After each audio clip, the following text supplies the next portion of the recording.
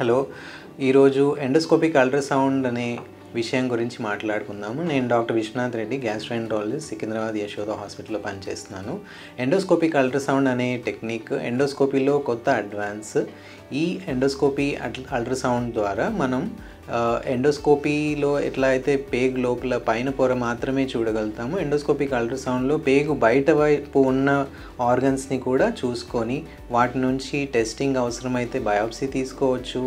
ఆ టిష్యూ ఇంకా molecular profiling పంపించి ఇంకా డీటెయిల్గా అనలైజ్ చేసి దానికి ట్రీట్మెంట్ దాని ప్రకారం ఇవ్వచ్చు.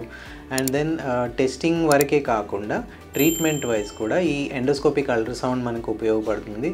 ఈ ఎండోస్కోపిక్ అల్ట్రాసౌండ్ విజువలైజేషన్ వల్ల మనం we can do therapeutic procedures like పేగుకి కనెక్షన్. ఇదివరకు సర్జరీ ద్వారా చేసేది మనం స్టెంట్ ద్వారా ఎండోస్కోపిక్ అల్ట్రాసౌండ్లోనే చేయొచ్చు, జీజే అంటారు. అండ్ బ్లీడింగ్, రక్తనాళాలు ఏవైతే బ్లడ్ రక్తస్రావం అవుతుందో వాటికి అరెస్ట్ చేయడం, అంటే బ్లీడింగ్ ఆపడానికి ఇంజెక్షన్స్, గ్లూ కానీ కాయిల్స్ కానీ చేసేయచ్చు ఎండోస్కోపిక్ అల్ట్రాసౌండ్ విజువలైజేషన్లో. అండ్ అలా కాకుండా ఇంకా ట్యూమర్ని కూడా కాల్చివేయచ్చు. లైక్ రేడియో ఫ్రీక్వెన్సీ అనే నీడిల్ వచ్చింది. ఆ నీడిల్ ద్వారా ఈ మన ఏవైతే ట్యూమర్స్ మనకి పేగు పక్కన ఉన్న టిష్యూలో వచ్చిన ట్యూమర్స్ ఉంటాయో వాటిని మనం బర్న్ చేసేయచ్చు.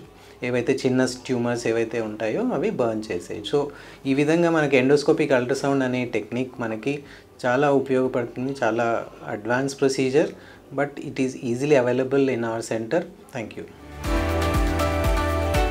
Like, comment and subscribe for more health updates.